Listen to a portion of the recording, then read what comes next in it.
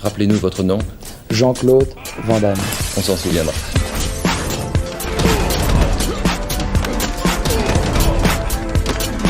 Van Damme Express.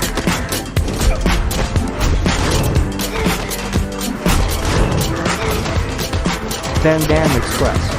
Salut tout le monde, vous écoutez Van Damme Express, le podcast qui regarde tous les films de Jean-Claude Van Damme et qui les classe les uns par rapport aux autres. Aujourd'hui, j'ai regardé Jusqu'à la mort, Until Death, un film de Simon Fellows en 2007. Un film avec quand même 12 millions de dollars de budget, tourné quand même à l'économie entre la Bulgarie, donc Sofia, Budapest, quelques studios aux États-Unis. Une production Millennium Films, donc produit par Moshe Diamond, qui est derrière la plupart des films, donc une bonne douzaine de films de Jean-Claude Van Damme, Time Cop, etc.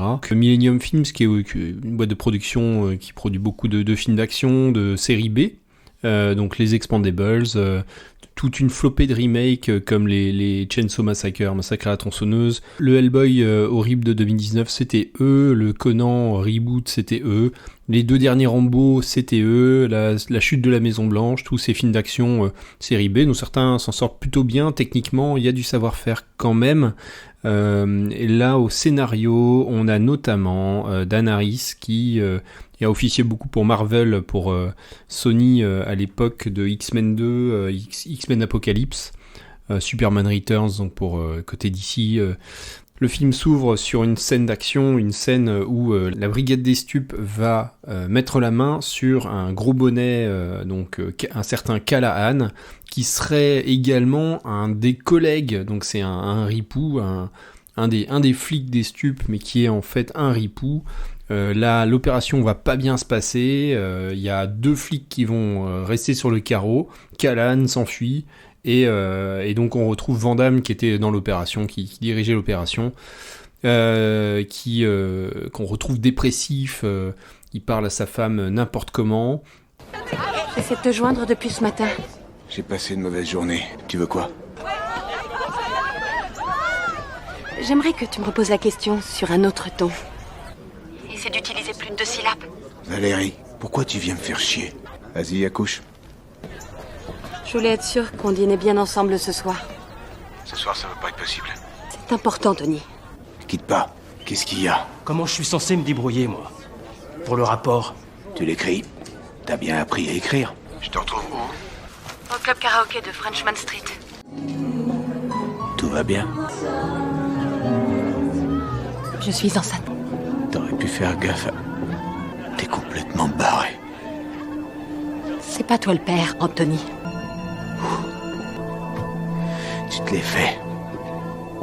Tu t'es tapé, Callahan. C'est ça. T'es taré. Je veux plus te voir. C'est terminé.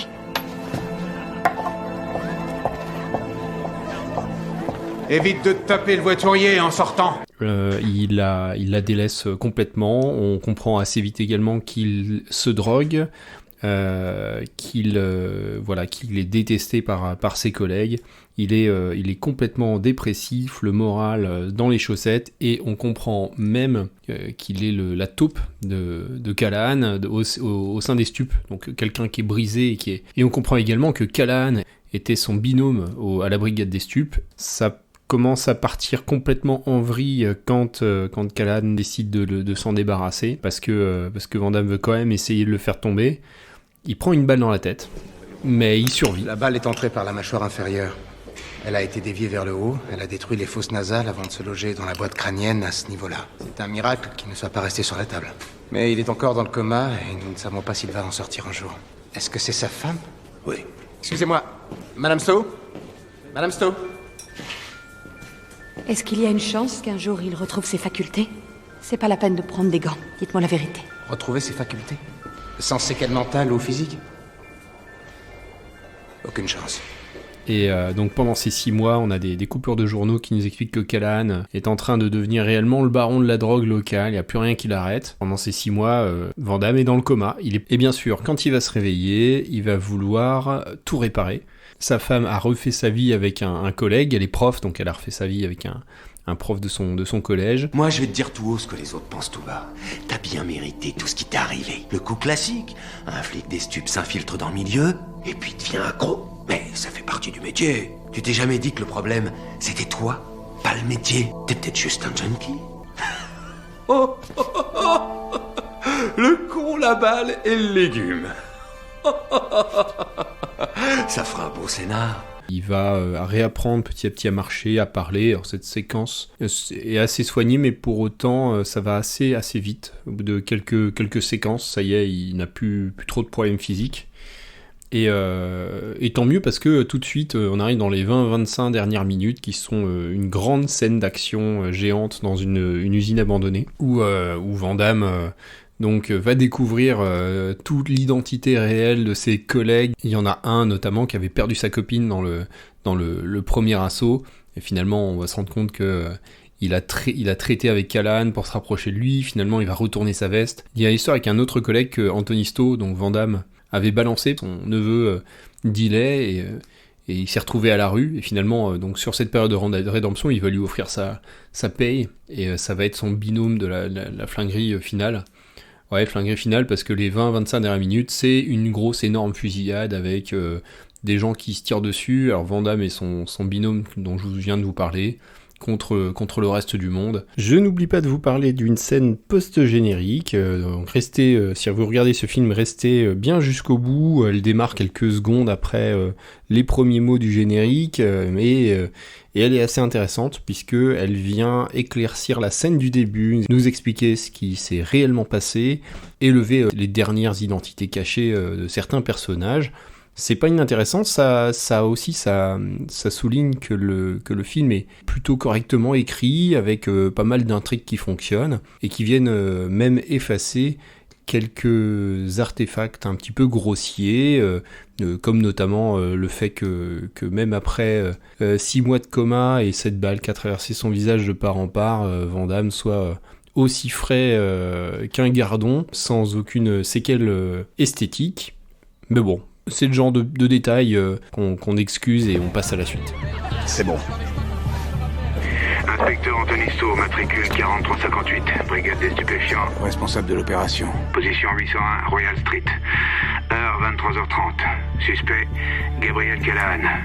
Il est dans l'immeuble, et nos agents infiltrés sont sous la responsabilité de l'agent spécial Ronson. Je suis ravie de vous voir enfin en personne. Je suis Marie. Et voici mon ami Joe. Alors est-ce que c'est bien ? Artistiquement, c'est assez moyen, je lui ai mis 4,5, c'est absolument pas une honte, hein, c'est plutôt regardable. Les acteurs s'en sortent tous très bien, c'est des grands inconnus, hein. On a Selina Giles qui joue l'ex-femme de Van Damme dans le film, c'est surtout une actrice qu'on a vue dans pas mal de téléfilms et des séries aux États-Unis, donc qui est complètement inconnue au bataillon pour nous concernant.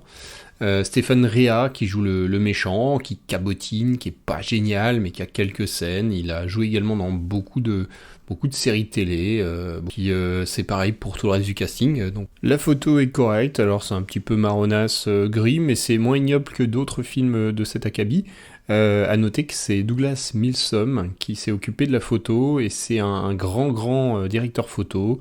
Je vais vous citer 2-3 films, Full Metal Jacket, Robin des Bois avec Kevin Costner, le dernier des Mohicans, Highlander, le premier Highlander, voilà, donc pas dégueu comme carrière. Donc il fait le boulot, c'est pas vraiment le problème. La caméra, il n'y a pas trop d'idées dans les plans, les bagarres, on va en reparler, mais elles sont assez fouillis. Il n'y a pas énormément d'idées de mise en scène, mais c'est correctement découpé, scénarisé, mis en scène, la musique est complètement oubliable, assez électronique, dynamique, cela dit, et se laisse totalement oublier. Donc 4,5. Au niveau bagarre, c'est un petit peu mieux, je lui ai mis 5,5, donc c'est un petit peu au-dessus de la moyenne, ça n'est pas non plus extraordinaire. On a le droit exclusivement à des gunfights, les 20 dernières minutes du film, ce n'est que ça. C'est correct, j'ai vu des films, notamment avec Van Damme, qui étaient bien pires que ça. C'est pas très dynamique, c'est des champs contre champs, on comprend pas toujours où sont les gens. Les scènes de mort quand même sont correctes, il y a les impacts de balles, les sons sont bien, les sons des flingues sont plutôt réussis, il n'y a pas de gros enjeux. Il y a quand même quelques mises à mort à l'écran, mais qui n'ont jamais rien de spectaculaire. Voilà, 5,5, c'est peut-être un petit peu surpayé, mais c'est quand même très correct, et puis je me suis pas ennuyé quand même à regarder ça, même si j'en garderai pas de grands souvenirs. Un petit bonus JCVD de 0,5. C'est pas énorme, mais on a Jean-Claude qui interprète un camé, enfin quelqu'un qui est addict donc à l'héroïne sur la première moitié du film, et il est assez époustouflant en fait. Bon, on sent que c'est quelque chose qu'il connaît, hein. Il a traversé une période comme ça, donc dans la drogue dans les années 90, là a priori 2007 il en est sorti. Et donc il y a un investissement personnel particulier, c'est particulièrement crédible, ça cabotine pas du tout, ça déconne pas, il est très sombre. Ça peut être un exutoire pour lui, et c'est peut-être une piste pour un projet dans l'avenir, peut-être qu'il pourrait revenir sur cette période sombre et parler de lui-même et de cette période de sa vie. Je pense que ça pourrait être absolument passionnant, et s'il est impliqué comme ce qui peut être dans le début de ce film ou dans d'autres films, comme par exemple dans JCVD, où le réalisateur a vraiment réussi à exprimer ce qu'il avait au fond de ses tripes, imaginer un projet vraiment, vraiment intéressant. Tout sa partie rédemption, on va retomber dans un personnage plus classique de Van Damme, hein. Donc quelqu'un qui est plus protecteur, avec des valeurs morales simples, qui c'est moins intéressant, il joue de façon plus basique. Et toute la première partie du film est assez convaincante, d'où ce petit bonus de 0,5. Ça lui fait un 5,5, il va se caler 20e. Alors 20e, c'est une bonne place, c'est sous l'empreinte de la mort et juste en dessous de Cavale sans issue, et c'est juste au-dessus d'Assassination Game, de facture un petit peu identique, avec d'autres qualités, d'autres défauts. C'est quand même un film qui se tient moins, Assassination Game, en termes artistiques, mise en scène, jusqu'à la mort, est peut-être un peu plus soigné, un peu plus sérieux.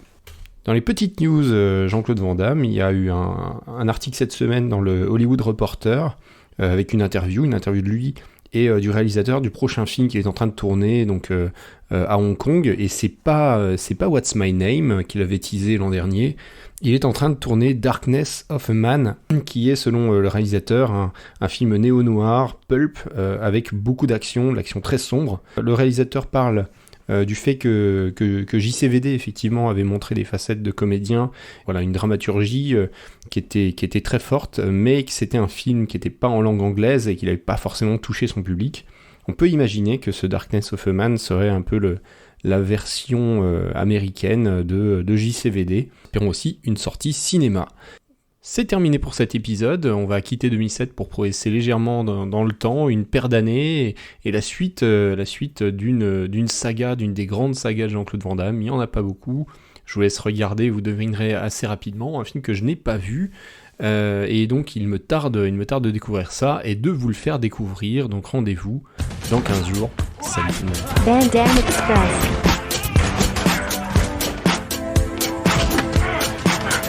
Van Damme Express. Van Damme Express.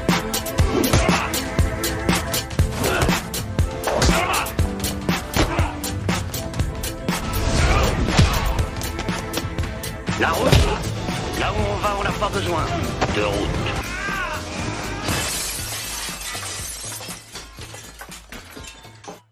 L'erreur, ça a été quoi? Oh, principale erreur.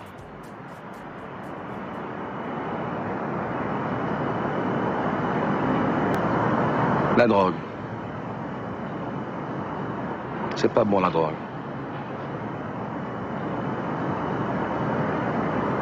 Dernière question. Ça fait quoi d'être dans la peau de Jean-Claude Van Damme? Ah, ça fait quoi? Ça fait du bien. Si on s'aime, ça fait du mal si on s'aime pas. Et de nos jours, je m'aime vraiment bien. Et quand tu t'aimes bien, tu peux commencer de nouveau à créer dans la vie de bonnes choses. Et pour l'instant, je me sens bien. Avant, vous aimiez pas? Et il y a eu des périodes, parce qu'on se cherche dans la vie. Et quand on se trouve, ça fait du dégât.